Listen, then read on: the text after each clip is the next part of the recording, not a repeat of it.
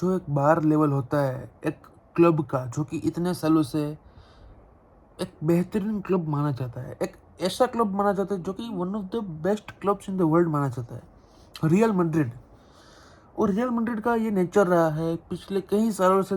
पिछले 4 साल की बात करूँ तो 2 चैंपियंस लीग जीत ली है और अच्छे से मैनेज कर रहा है। बट अचानक एक मैनेजर आता है, उस मैनेजर ने क्या काला जादू किया है, क्या टोपी पहनाई है कि फ्लोरेंटिनो पेरेस को क्या ऐसी जड़ी बूटी दे दी है कि उसको अपॉइंट कर लेते हैं और फिर 7:30 शुरू हो जाती है। और कहते हैं ना, फिर ये हो जाता है, फिर वो हो जाता है, फिर ख़त्म हो जाती है बातचीत, फिर ta ta bye bye good bye हो जाता है। वैसे ही बातचीत कुछ है और उसके बारे में मैं डिटेल में बात करना नहीं चाहूँगा। क्साबी अलोंसो को मैं टारगेट करना नहीं चाहूँगा। मैं कल की मैच की बात करना चाहूँगा कि जो देखने से मुझे तो खुशी मिली, क्योंकि मुझे क्यों दुखी होगी, मैं क्यों दुखी होऊंगा। मुझे सिर्फ दुख इस बात का है कि क्साबी अलोंसो अभी भी खेल रहे हैं as a manager of Real Madrid. And मुझे दुख इस बात का है कि भाई Real Madrid is finding positive ways to represent the match they played yesterday against Manchester City. वो पॉजिटिव ढूंढ रहे हैं। एक समय पे रियल मैड्रिड अच्छा ना खेलने के बावजूद चैंपियंस लीग जीतती थी, एक समय पे रियल मैड्रिड अच्छा ना खेलने के बावजूद ला लीगा जीतती थी। एंड उस समय पे मुझे लगता था कि भाई क्या ऐसी जादुई बात है रियल मैड्रिड में, क्या ऐसी ऐसी क्या जड़ी बूटी है उनके पास, ऐसी क्या उनके पास ऐसी जादुई कला है, जादुई उनके पास ऐसी क्या छड़ी है कि भाई we can't do this and they are doing that. But हमको पता चला कि वो छड़ी और कोई नहीं बल्कि it was Carlo Ancelotti. It is long time कि अब लोगों को उस बात को मान लेना चाहिए कि भाई कार्लो एंसेलोटी की वजह से ये क्लब एक एलिट लेवल क्लब बन पाए। क्योंकि ला फेब्रिका की बात करें हम, अगर हम बात करते हैं लास्ट के जो 2 साल में 4 साल में 2 चैंपियंस लीग जीत ली है और उसके बावजूद 3 चैंपियंस लीग कार्लो एंसेलोटी लाते हैं अपने साथ, इनफ ला लीगास। एंड ऑब्वियसली पिछले कई सालों में कार्लो एंसेलोटी ने जिस तरीके से एक ट्रांजिशन पीरियड को हैंडल किया, जहाँ पे बड़े बड़े एलिट प्लेयर्स जैसे कि Marcelo, Ronaldo, Benzema, Bale, Modric, Kroos, इन सबको जाने के बाद एक ऐसी टीम खड़ी कर देना जो कि अभी भी एक गैलेक्टिकोस लेवल पे है, it is very very rare quality. और उसके बावजूद आप एक ऐसे मैनेजर को लाते हो, क्साबी अलोंसो को, जिसके लिए मैं भी एक्साइटेड था, जिसके लिए आप भी एक्साइटेड थे, जिसके लिए सारे Barcelona fans, Real Madrid fans, Spanish football fans, La Liga fans और कुछ हद तक फुटबॉल फैंस सभी सब एक्साइटेड थे कि वो भाई किस तरीके से क्योंकि उसका जो हमने लेवरकुसन का जो एक रन देखा था, अनबीटन रन देखा था, जहाँ पे ऑब्वियसली बायर्न म्यूनिख एक ट्रांजिशन पे थी, वो भी एक ट्रांजिशन पे थी और वहाँ पे वो मैचेस इतनी अच्छी तरीके से कट ऑफ नहीं कर पाती थी, सी ऑफ नहीं कर पाती थी। क्साबी अलोंसो ने, लेवरकुसन ने उसका फ़ायदा उठाया एंड जब पीरियडिकली अनबीटन रन पे उनका बुंडेसलीगा जीतने का मतलब कि it was just like a dream.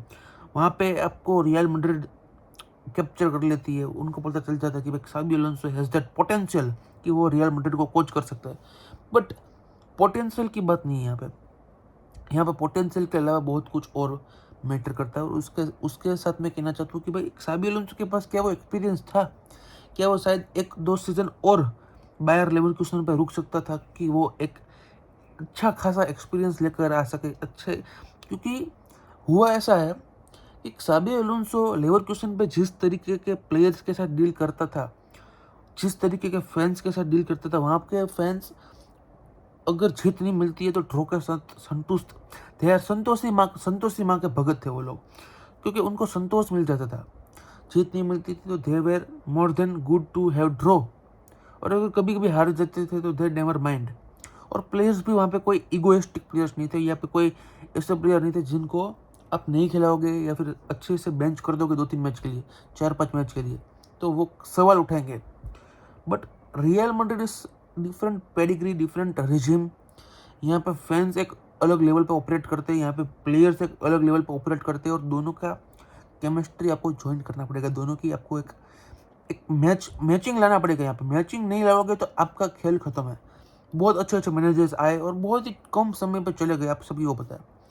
But क्या वो एक चीज़ है जो कि मिसिंग है? मैं पूरी तरह से ऑफ द टॉपिक पे लगे हूँ, बट कल की मैच की बात करूँ तो Manchester city versus real Madrid, जिस तरीके से रियल मैड्रिड ने वो गेम स्टार्ट की थी, मुझे लगा था कि भाई साबी अलोंसो को बचाने की पूरी कोशिश चल रही है। यहाँ पे साबी अलोंसो के लिए यहाँ पे युद्ध करने के लिए रियल मैड्रिड के खिलाड़ी आए हैं। और रोड्रिगो को कल मैंने राइट विंग पे देखा, उसकी आंख में जो मैंने वो चमक देखी, चमक एक अलग लेवल पे थी। वो कल सिर्फ निको ओराइली को और डोनारुमा को ही देखने आया था, उसको और जिस तरीके से उसने वो गोल मारा है, my God.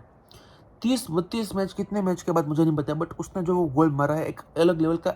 We all know that he is a good player, we all know that he is a great player, but it is the job of manager, आपके कोच की जॉब है कि भाई ऐसे प्लेयर्स को आप बेंच को सजाने के लिए तो नहीं बिठा दो आप, कि बेंच अच्छी लगे मेरी, सामने वाले प्लेयर्स मेरी बेंच को देख के डर जाए। आप प्लेइंग 11 को देख के डरेंगे ना वो।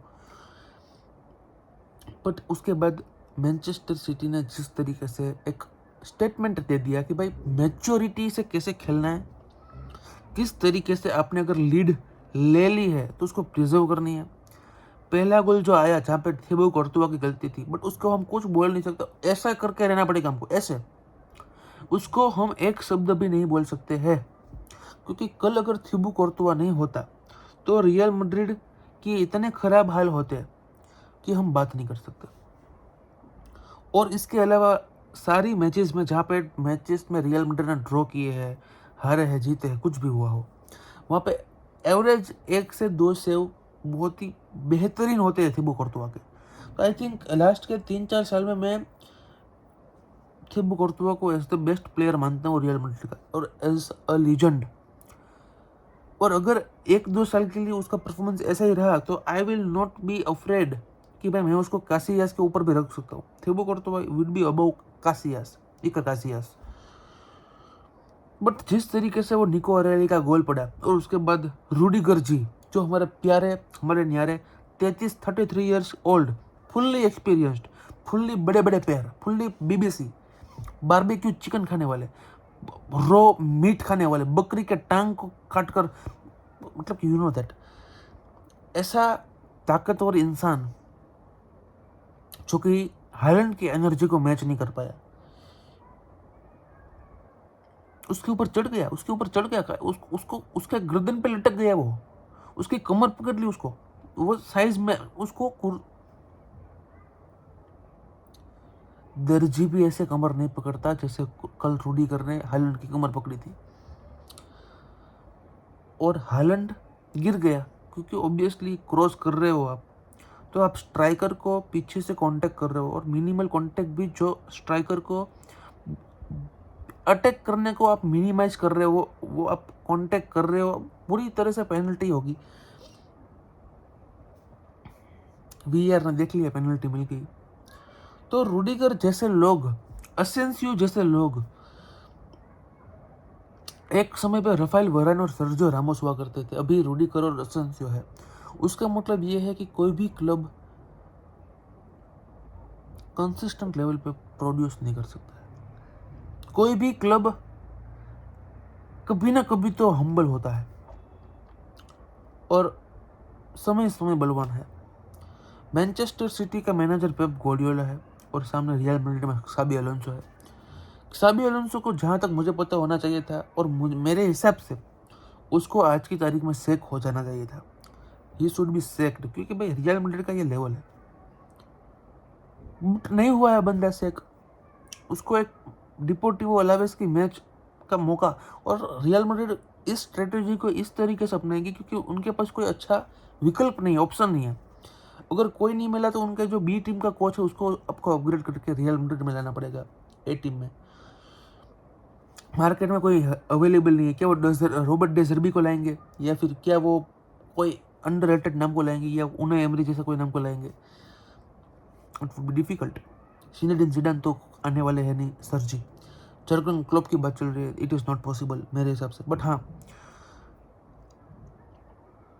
ये टीम बहुत ही गंदे दलदल में है, ये उनको भी पता है, ये आपको भी पता है, वो मुझे भी पता है। और उस गंदे दलदल में से आने में एक ही चीज़ उनको काम आएगी, और वो है to play as the team. जितना वो इंडिविजुअली खेलेंगे उतना वो खराब खेलेंगे, जितना वो एज अ टीम खेलेंगे उतना वो अच्छा खेलेंगे। बहुत सारे अच्छे अच्छे ट्रेड्स है, बट बहुत सारे बुरे भी ट्रेड्स है। डिफेंसिव प्रॉब्लम्स लास्ट सीजन भी थी, उसके पहले भी थी, और आज भी है। तो प्रॉब्लम तो है, उसको फेस ऑफ करते कैसे करते हो वैसे आप आगे बढ़ोगे।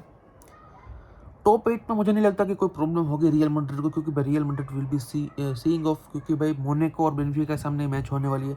मोनाको वाली ट्रिकी होगी, बेनिफिका वाली मैच भी बहुत डिफिकल्ट होगी, बट रियल मैड्रिड कैसे फॉर्म में है उस तरीके से हम देखेंगे उस मैच को। बाकी हाँ,